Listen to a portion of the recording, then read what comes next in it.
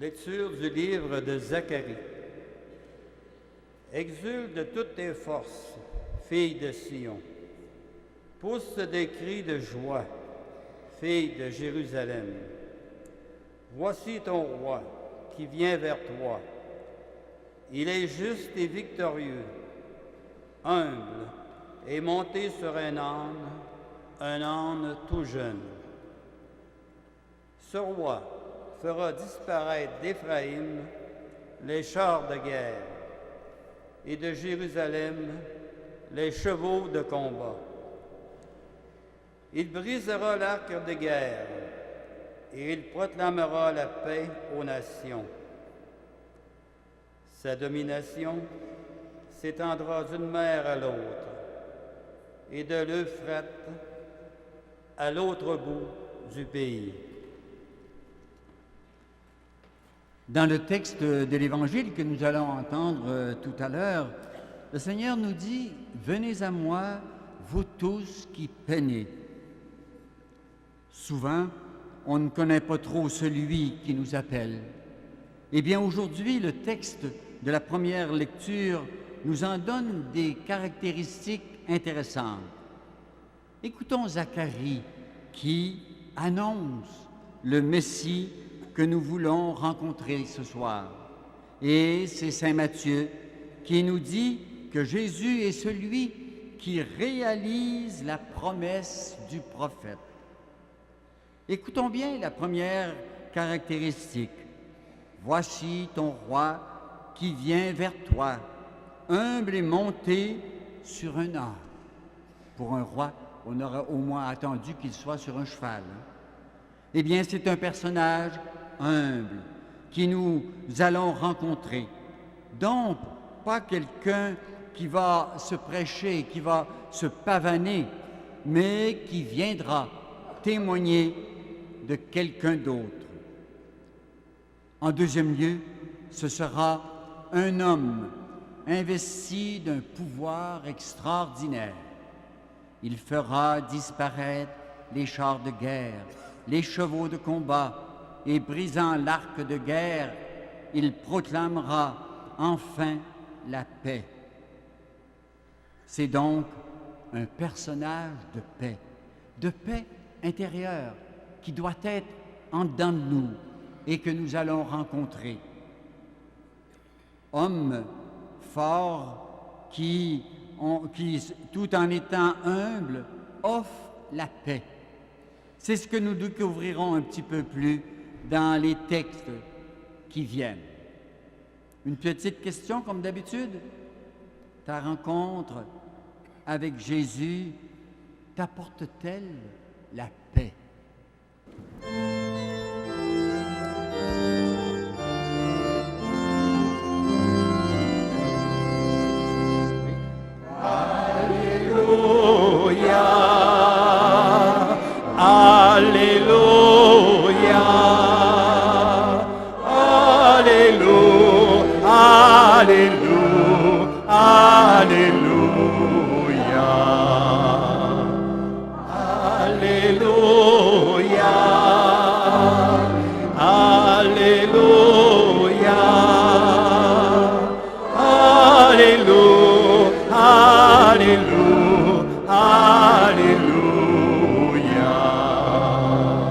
Venez à moi, vous tous qui peinez, je vous procurerai le repos. Alléluia, Alléluia, Alléluia, Alléluia, Alléluia.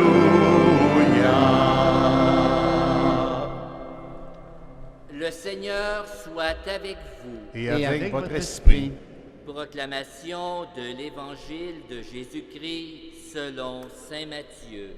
Gloire à toi, Seigneur. En ce temps-là, Jésus prit la parole. Père, Seigneur du ciel et de la terre, je proclame ta louange.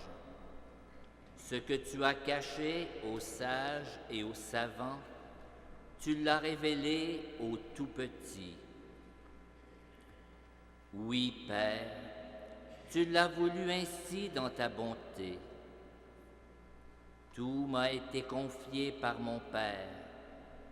Personne ne connaît le Fils sinon le Père, et personne ne connaît le Père sinon le Fils, et celui à qui le Fils veut le révéler.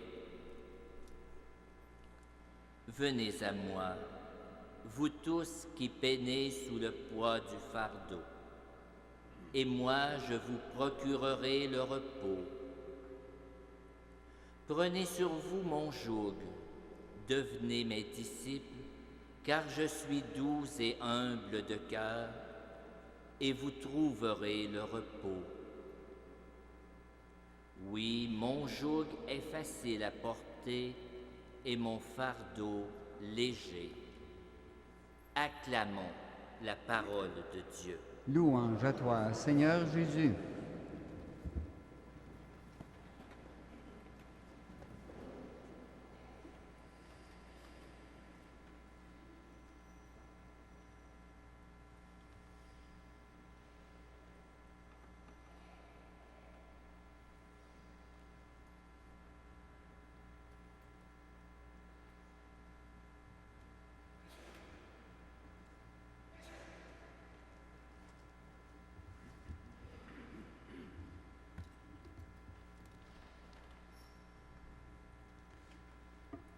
Alors, chers amis, au tout début du texte, nous avons un beau témoignage de Jésus à ses disciples.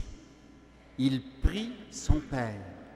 Et c'est tellement beau de le voir prier que les disciples vont lui demander un jour « Apprends-nous donc à prier ». Nous autres, on aurait dit probablement « Ça a l'air le fun, hein? » Eh bien, les disciples voulaient justement entrer en contact avec Dieu comme Jésus le faisait. Bel exemple d'un témoignage qui conduit tout simplement à l'action. Hein? Revenons au texte. « Je te loue, Père, parce que tu as caché des choses aux sages et aux savants. » Et qu'est-ce qui s'est passé? Tu l'as révélé aux tout petits, à des gens qui sont capables de se laisser remplir parce qu'ils découvrent justement qu'ils n'ont pas tout, hein, mais qu'ils ont besoin de quelque chose qui va les nourrir par l'intérieur. Il y avait en Palestine, sans doute, comme ici aujourd'hui, quelques sages et beaucoup de soi-disant sages, mais ils n'abondaient pas dans le groupe des disciples. L'intervention de Jésus ne veut pas dire que les gens intelligents sont exclus de la foi, mais c'est la gloire de Dieu que jamais la foi n'apparaisse comme un privilège des sages et des savants. C'est pour ça qu'il nous a dit qu'elle s'était présentée aux tout-petits. Tous peuvent adhérer à la foi, mais tous ont besoin d'avoir certaines attitudes du Maître, entre autres celle de l'humilité.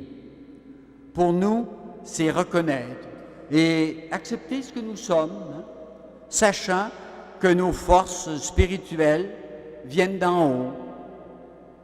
Continuons à mieux connaître celui que nous voulons rencontrer de façon particulière ce soir.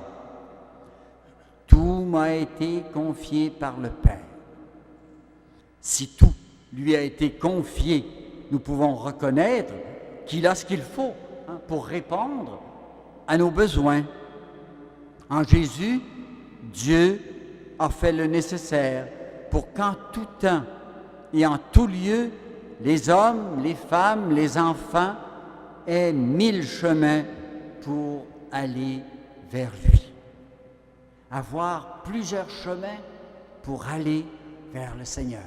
Probablement des chemins qui sont adaptés à chacun de nous. À cause de cette intimité de Jésus avec son Père, il est le seul qui peut nous donner accès à Dieu le Père et nous permettre d'entrer en relation avec lui. Il n'est pas un beau parleur, il est quelqu'un justement qui vient parler à notre cœur. C'est donc en le rencontrant nous-mêmes que Jésus accepte de nous donner accès au Père. Tous les saints et saintes, et spécialement saint Anne, nous indiquent certains chemins particuliers pour rencontrer Jésus. Vous remarquerez la statue de sainte Anne. J'ai découvert ça dernièrement, moi aussi. C'est que sainte Anne est en train d'enseigner à la Sainte Vierge. Elle est professeure. Elle enseigne. Et pourquoi? Justement, nous, ce soir, nous ne nous en servirions pas, comme professeurs, pour qu'elle nous enseigne comment aller à Jésus, tout simplement par Marie. Jésus, comme homme, a été envoyé sur terre pour nous révéler Dieu. Quel Dieu va-t-il nous révéler?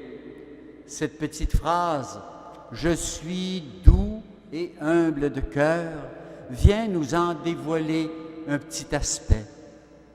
C'est Maurice Zundel, dans une homélie du Jeudi Saint, qui nous montre Dieu à genoux devant l'homme quand Jésus lave les pieds de ses disciples. L'humilité de Jésus nous révèle l'humilité de Dieu qui jamais ne cherche à nous rabaisser ou à nous intimider. Au contraire, il veut nous élever jusqu'à lui. C'est donc à travers ces gestes humbles de Jésus que nous découvrons la grandeur de la personne humaine. Oui, la grandeur de la personne, oui, handicapée, comme celles qui sont en bonne santé. Découvrir notre propre grandeur humaine, c'est nous permettre de nous conduire à Dieu. C'est la même chose de conduire la personne humaine à elle-même ou de la conduire à Dieu. Pourquoi? Parce que nous avons été créés à l'image et à la ressemblance de Dieu. Et ce soir, je pense que les personnes qui sont à mobilité réduite, qui sont dans des chaises roulantes ou autrement, je pense que ce soir, il vient nous dire quelque chose d'important. Même si ton corps ne suit plus, même si tu n'es même plus capable de l'entretenir, il y a quelque chose que tu as, que le Seigneur te donne, c'est la possibilité d'aimer. Ça ne perd jamais cela. La possibilité d'aimer, tu l'as en dedans de toi et c'est le Seigneur qui te la donne. Oui, qui que nous soyons, nous rappelle saint Paul, nous sommes le temple du temple de Dieu, le corps du Christ. En voyant ici plusieurs personnes avec justement de ces possibilités réduites ou différentes, une belle occasion nous est donnée de découvrir la beauté de Dieu dans le cœur humain, qui peut s'offrir, qui peut se donner, aimer, même si le corps est handicapé. Je vous cite encore ce beau texte de l'abbé Zundel. Et c'est là toute notre noblesse, toute notre grandeur et toute notre inviolabilité. Si notre regard de Jésus peut se transformer à ce point à la lumière de la foi, à la lumière de la flamme d'amour qui nous habite, notre vie tout entière sera transformée. Nous serons en effet liés à nous-mêmes comme aux autres, comme à tout l'univers, par un respect illimité qui nous permettra, à travers nous-mêmes et comme à travers les autres, de découvrir soudain ce visage adorable, ce visage crucifié, ce visage qui doit ressusciter aujourd'hui, offert à notre rencontre avec Jésus dans le dialogue d'amour, qui est la respiration même de notre liberté. Tout cela va sans doute s'accomplir par nos petites prières, notre méditation, notre silence. Pourquoi notre rencontre de Jésus n'irait-elle pas jusqu'à répondre à son invitation « Venez à moi, vous tous qui peinez sous le poids du fardeau, et moi, je vous procurerai le repos. » Souvent, Jésus ne va pas enlever le fardeau, la difficulté, la maladie ou une nouvelle limite, mais il donnera un sens, une valeur spirituelle à ce que nous vivons, et le résultat sera un joug qui aidera à porter les difficultés. Puisque c'était justement un joug, c'était une espèce de collier, demi-collier qui se posait sur les épaules pour tenir, par exemple, 2 chaudières d'eau ou de pierre ou toute autre chose. Le joug était là pour aider à porter quelque chose. C'est beau l'expression qui nous est donnée, hein? Dieu nous dit, mon joug, il va vous aider. Il ne sera pas là pour vous nuire, il va vous aider. Saint Paul aux Corinthiens résume bien notre démarche de témoin d'aujourd'hui. Ce que nous proclamons, c'est, comme dit l'Écriture, ce que personne n'avait vu de ses yeux, ni entendu de ses oreilles, ce que le cœur de l'homme n'avait pas imaginé, ce qui avait été préparé pour ceux qui aiment Dieu. Et c'est à nous que Dieu, par l'Esprit, a révélé cette sagesse. Quel beau cadeau que nous recevons en cette révélation. Et ce texte rejoint bien celui de Matthieu, entendu aujourd'hui, hein? Ce que tu as caché aux sages et aux savants, tu l'as révélé aux tout-petits. Eh bien, aujourd'hui, soyons justement de ces tout-petits. Une petite question pour nous. Veux-tu mieux connaître Dieu en te rencontrant et en rencontrant la personne de Dieu? En te rencontrant parce que tu es l'image de Dieu.